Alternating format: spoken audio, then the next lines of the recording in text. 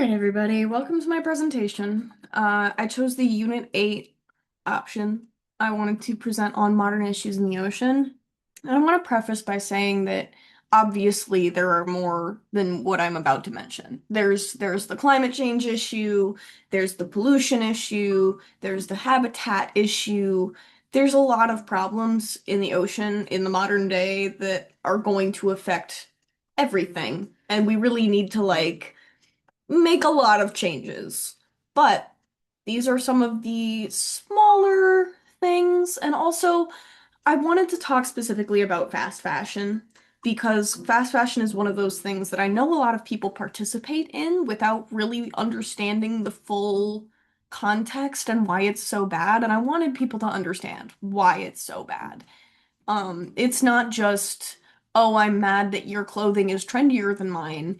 It's a lot deeper than that. So let's get into it. I wanted to pick fast fashion because it's one of those things that I know a lot of people accidentally or purposefully participate in because cheap clothes. Here's a non-exhaustive list of brands that I have. Um, a lot of them are very recognizable, right? You go to Forever 21, you go to H&M, you go to Zara, you don't expect that those clothes are cheap, fast fashion clothing. This is supposed to be like a higher end clothing store. Why am I paying $50 for this piece of garbage if that's what it is? You know? But that is what it is. And these companies benefit from tricking you into believing it's not cheap fast fashion clothing. Let's define fast fashion. Fast fashion is generally described as cheap, mass-produced, trend-following clothing that is made in bulk for the consumer, right? So these cute little dresses from Fashion Nova, these cute little tops from Shein, all of that is fast fashion. And this is not always how the fashion industry was. Like 50 or so years ago, it was more like tailor-made fashion clothing. You would go to a tailor and get it tailored to fit you. It's all very durable. It's stuff you expect to have for a long time.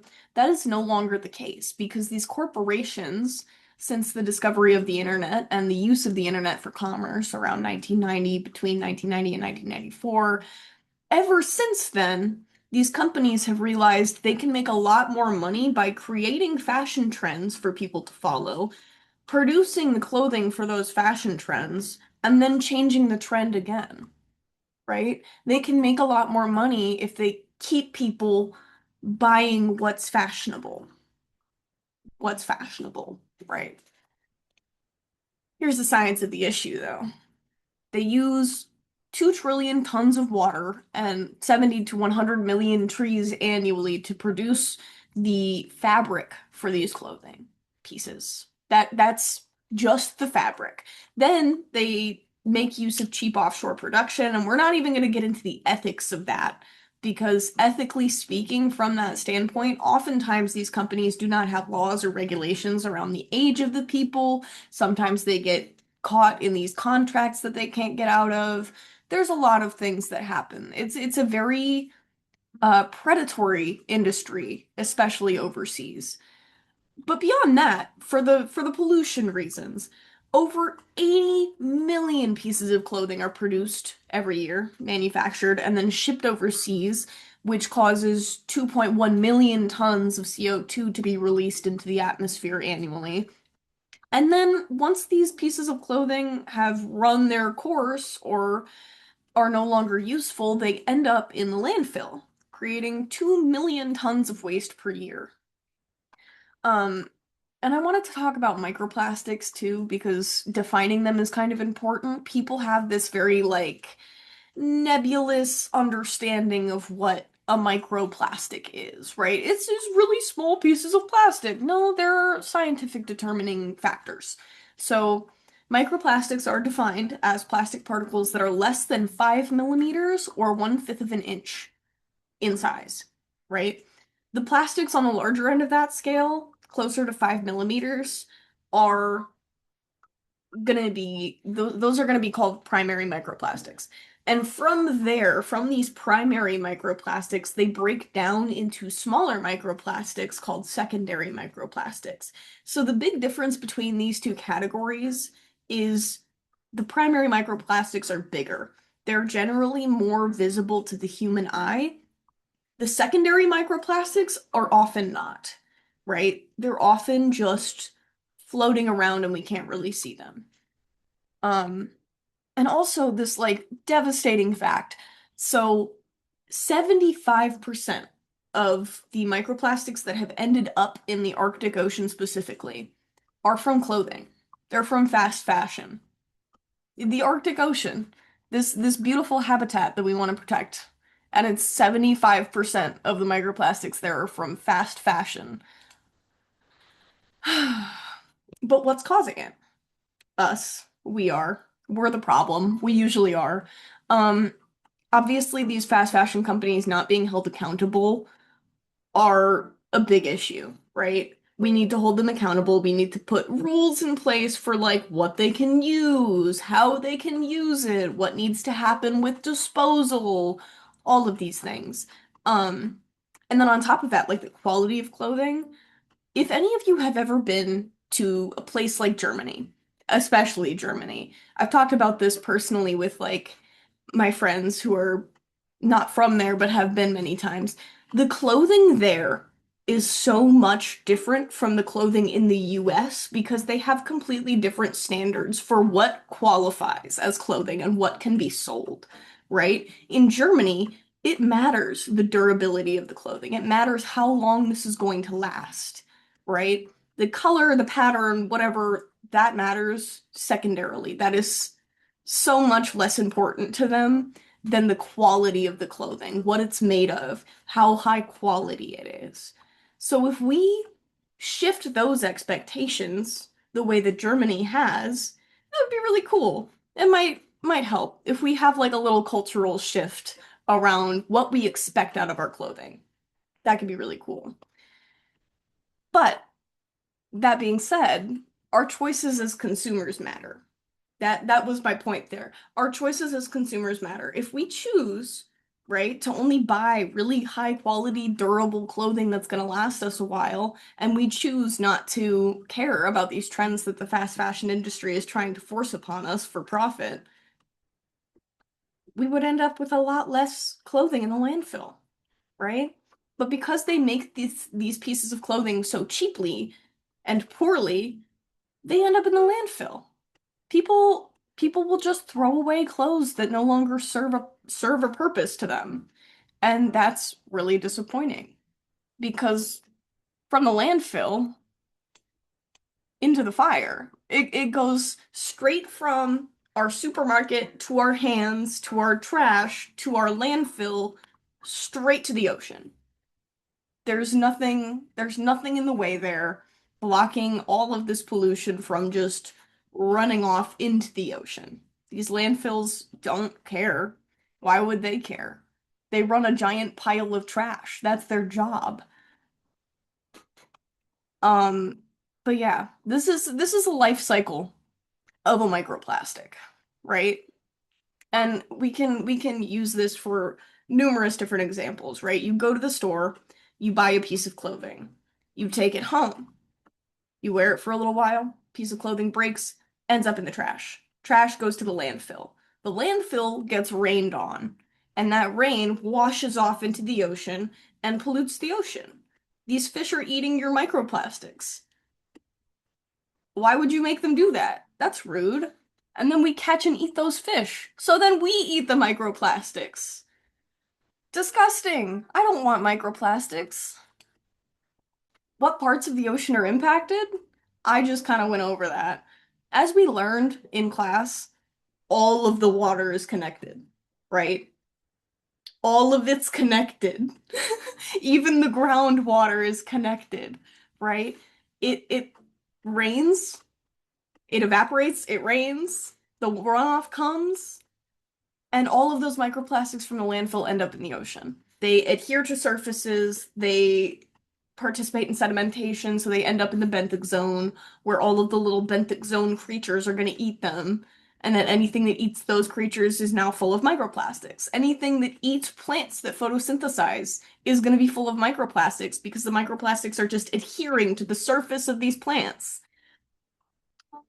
And then the fish that eat those bugs that eat those plants get eaten by birds. It ends up everywhere. It's just a big mess that we don't know how to clean up. And people have this kind of nebulous idea like, oh no, the turtles are gonna eat a straw and suffocate to death. Oh no, the bird got a six-pack plastic piece wrapped around its neck. It's so much worse than that. It's like death by a thousand cuts, right? The birds and the fish and the crabs and the bugs, they all consume these microplastics.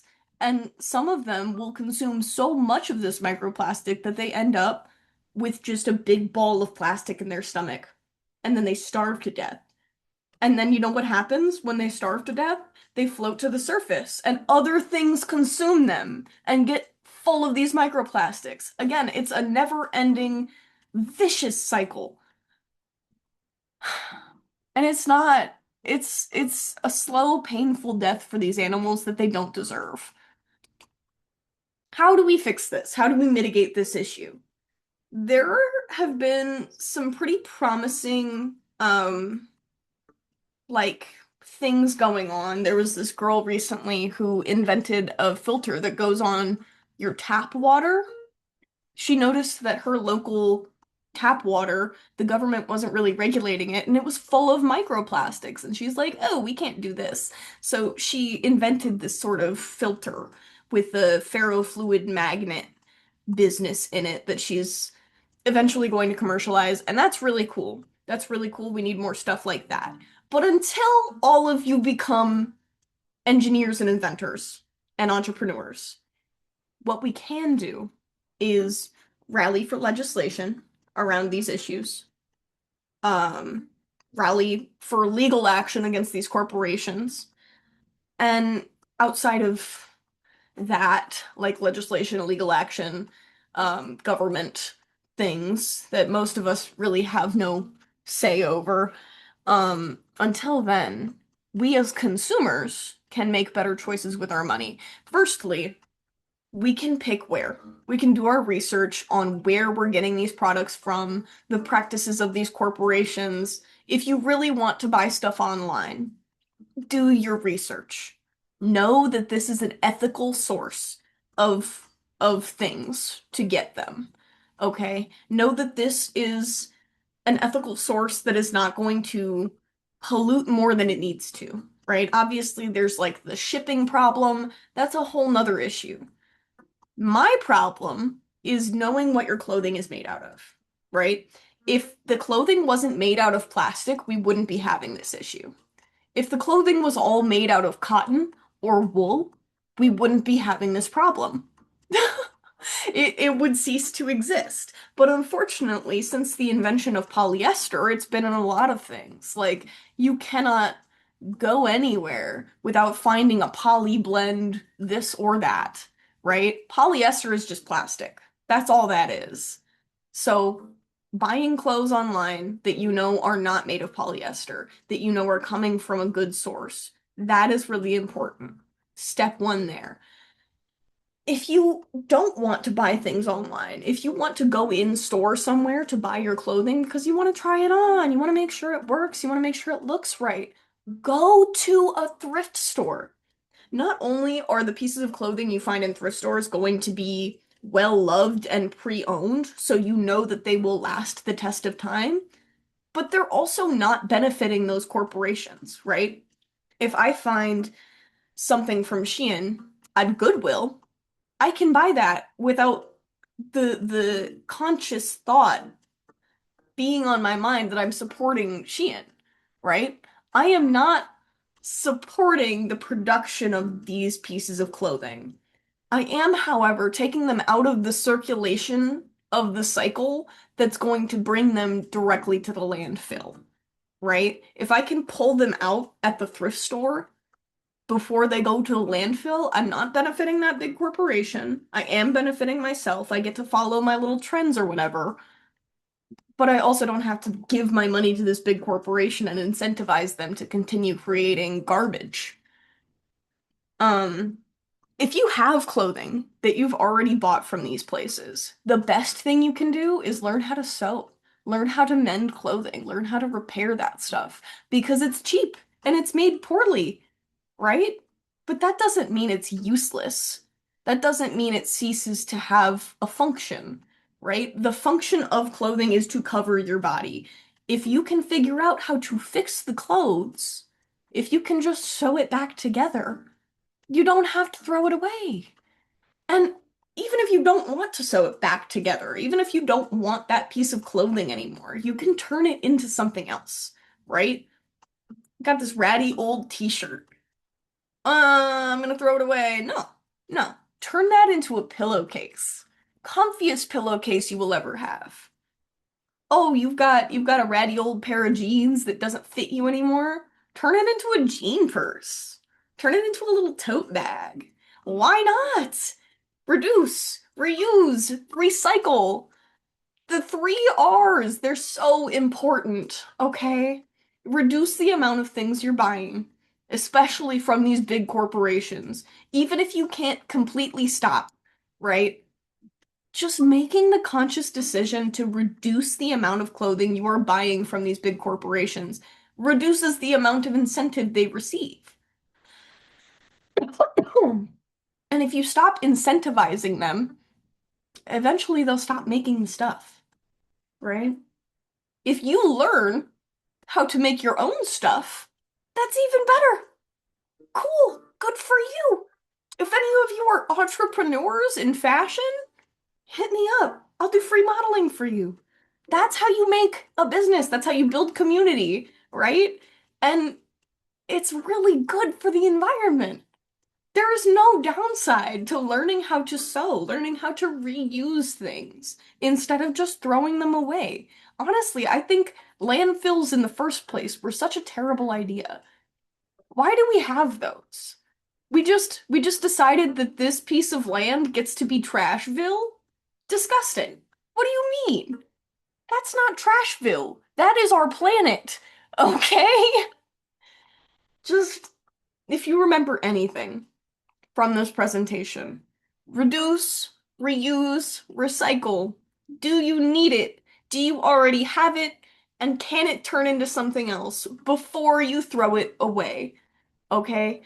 And if you can't, maybe someone you know can. Ask your friends. Be like, hey, do you want this for a project? Hey, do you like this shirt that doesn't fit me right? You don't have to throw it away. That wasteful mindset is what causes this pollution in the first place. And we can do better. I'll see you next time.